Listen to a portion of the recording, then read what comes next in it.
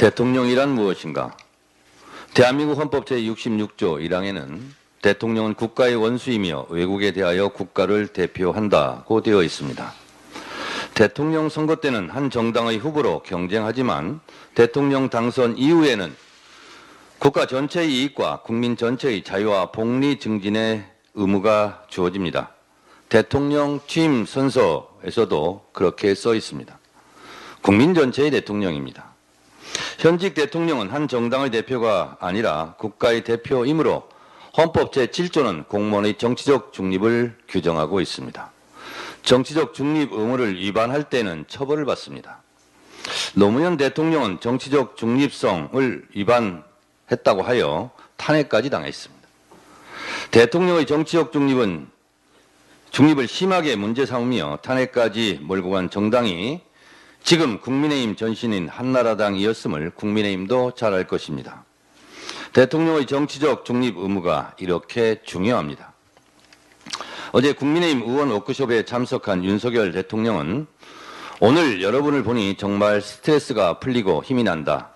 우리가 한 놈이 돼서 나라를 지키고 개혁하자. 한 몸으로 뼈가 빠지게 뛰겠다라며 제가 좀 욕먹겠다며 술도 마셨다고 합니다. 술 마셨다고 욕은 안 하겠습니다만 대통령의 말 한마디 한마디가 천박하고 질 낮은 수준 이하입니다. 못 살겠다고 아우성인 국민들의 스트레스는 아랑곳하지 않고 정말 국민의힘 의원들을 보니 스트레스가 풀렸습니까?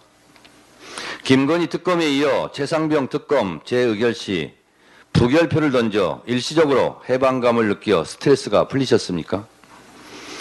국민의힘 의원들과 한 몸을 강조하셨던데 윤석열 대통령의 눈에는 총선에서 참패한 여당만 생각합니까? 국민의힘 지지자보다 훨씬 더 많은 국민과 국민의힘 의석보다 훨씬 더 많은 의석수를 가진 야당은 눈에 안 보이십니까? 국민의힘하고만 한 몸이 되면 국가와 국민이 행복해집니까?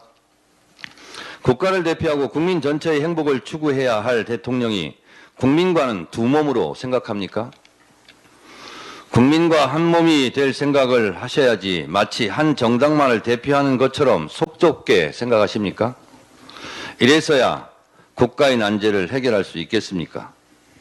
여소야대 국민에서 그 흔한 야당과의 협치라는 말 한마디 없이 국민의힘과 한 몸이 돼서 뼈 빠지게 뛰면 정말 뼈 빠지고 뼈도 못 추릴 것 같습니다. 윤석열 대통령은 전세사기 특별법, 민주유공자법 등을 또 거부권 행사한다고 합니다.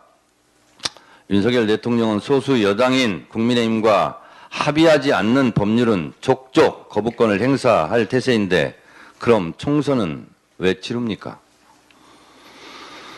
헌법 제49조는 국가의 의사결정을 국회의 의사결정을 다수결로 한다고 규정하고 있습니다. 윤석열 대통령의 여야 미합의 시 거부권 행사 행위는 헌법 제49조 위반 아닙니까? 제22대 국회 임기가 시작되었습니다.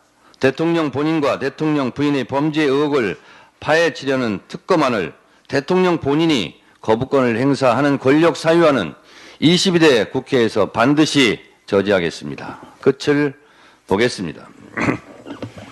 민주당의 대통령 탄핵 언급에 국민의힘은 국가 전복 세력 자임한다며 비판하던데 노무현 대통령 탄핵에 앞장선 당이 국민의힘 할아버지 당이며 박근혜 대통령 탄핵에 동참한 당이 국민의힘 아버지 당을 명심하시기 바랍니다.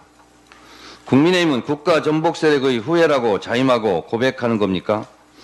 만인은 법 앞에 평등해야 합니다. 대통령도 죄를 지었으면 처벌받아야 하고 쫓겨날 죄를 저질렀다면 쫓겨나는 겁니다. 대통령의 정치적 중립성을 문제 삼으며 노무현 대통령을 탄핵했던 분들께 묻습니다. 정치적 중립성보다 훨씬 더 심한 본인 연루 의혹 사건 거부권 행사 권력 사유화는 어떻게 해야 되겠습니까? 이승만 대통령도 쫓겨나 망명까지 하지 않았습니까? 박근혜 대통령은 탄핵되고 감옥까지 가지 않았습니까? 박근혜 대통령을 감옥에 보낸 사람이 윤석열 검사 아니었습니까? 국민의힘은 윤석열 대통령과 한몸이 돼서 끝까지 윤석열을 지키십시오. 저는 국민과 한몸이 돼서 국민을 지키겠습니다.